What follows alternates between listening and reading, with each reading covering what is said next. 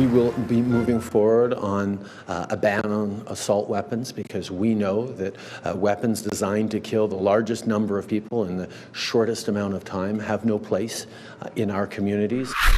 So gun control is moving to the top of the agenda when Parliament resumes tomorrow. The government has promised to ban assault rifles, crack down on gun violence, something that's been on the rise in some of Canada's biggest cities. But would a gun ban in cities like Toronto and Winnipeg really help curb violence? Is it really getting to the nub of the problem? And in a minority parliament, can the Liberals get enough support from opposition benches to make it happen? Let's bring MPs to find out. Joel Lightbound is the Public Safety Parliamentary Secretary. Michelle Rempel Garner is a Conservative MP for Alberta. And Peter Julien is the NDP House Leader and an MP in British Columbia. Thanks for joining us all. Mr. Lightbound, I got to start with you. The Prime Minister said there's going to be a priority in the next couple of weeks, he said. There's going to be introducing legislation to ban assault rifles. What's an assault rifle? What exactly are you going to ban?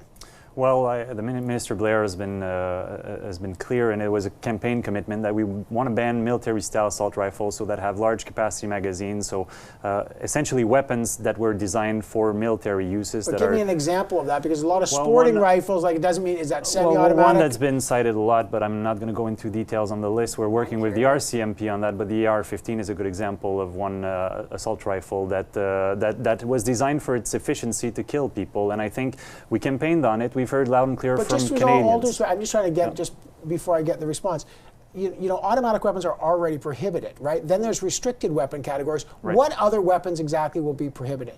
So these semi-automatic that are designed for their efficiency in military situations. So the AR-15 is one example, but as I said, we're working on the RCMP on the list, but those are weapons that were designed for use in the military that have no place in Canadian society. That's something we've heard loud and clear from Canadians. What do you make of that? I mean, Bill Blair has said he doesn't want to demonize legal gun owners and he doesn't want to demonize sport shooters. Can they cut the line there?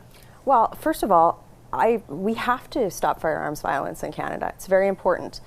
The issue with this approach is that it doesn't address the problem, which is the vast majority, I believe it's well over 90% of firearms that are used in violent crime are either illegally obtained or they're primarily smuggled in from the United States. So the government is proposing confiscating just so many different firearms from people in the buyback that are frankly already banned in Canada. It's not the same laws as the U.S. I think that in order to receive my restricted license, to be honest with you, I think the vetting was actually more strict than getting my cabinet clearance. Peter Julien, this has been something that's divided the NDP. A lot of your rural MPs, they don't want any kind of restrictions on guns. What will the NDP do? Will they support Liberals on gun control?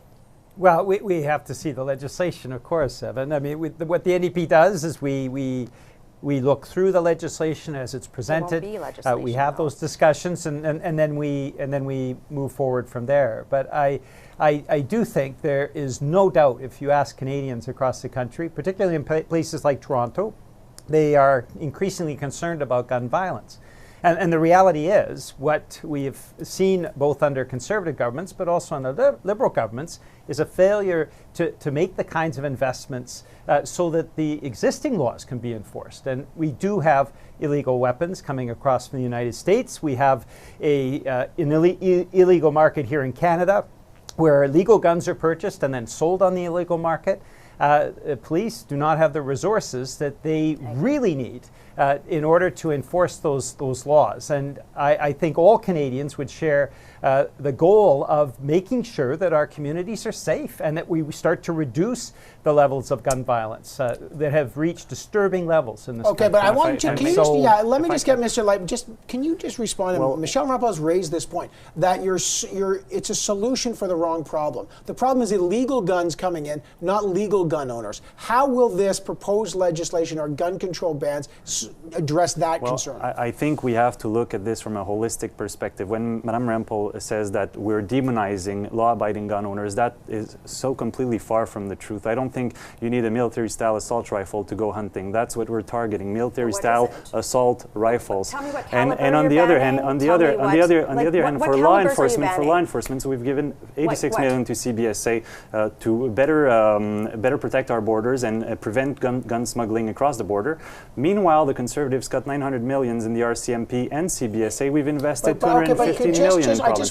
So I think we have we need a multifaceted approach. I get that, but just just before, can I get an answer to that question? If gun violence in cities is caused by illegal guns, as many contend, although there's a debate on that, how will this ban stop the influx of illegal things, like illegal handguns, to stop the gun crimes? Well, it's part of the solution to ban military-style assault rifle. It's not the only answer to that problem. That's why we're investing in CBSA for the smuggling. That's why we want to put in stricter penalties for illegal smuggling. That's why we're moving forward, investing, giving provinces and to law enforcement $215 million so that they can fight gang violence across Canada and cities across Canada. You're about to spend $1 billion+ on confiscation. Why don't you just put that in the RCMP? Look, as a law-abiding firearms owner myself, if I was the problem and my community was the problem, we would be the first ones to say more regulation, because we're not the United States. But can you imagine how ridiculous it sounds for you not to be able to answer Evan's question and then say that you're going to spend billions of dollars on confiscation when there's already a ban? How do the Conservatives answer the question that a lot of domestic abuse, suicides caused by people who are legal gun owners, and then in fact that it's not all illegal firearms that are causing death? Cities have rising rates of handgun use. Sure. What is wrong with some kind of gun control in a lot of places in urban centers where people seem to want it? What's the Conservative response to that? We already have very strict gun control, very strict, some of the most strict in the world. I mean, you can't just go and buy a handgun in Canada. The process for licensing is usually about a year. You are subject to daily vetting. You have to store your firearms in very strict conditions. So you just want status quo? Well, here's the thing. Like you talked about suicide, same thing. Very, very huge problem. But when you talk about suicide with firearm, we have, tip lines. We have all sorts of checks on the licensing process around mental health. There are so many things that we already have in place that the issue is firearms that are obtained illegally. That's the problem. So any of the major incidents that have happened, when you look at it, these aren't licensed firearms owners and their guns were illegally sourced. So why would we spend $1 billion on this? Mr. Julien. Well, we take no lessons from the Conservatives. They gutted crime prevention programs when they were in power.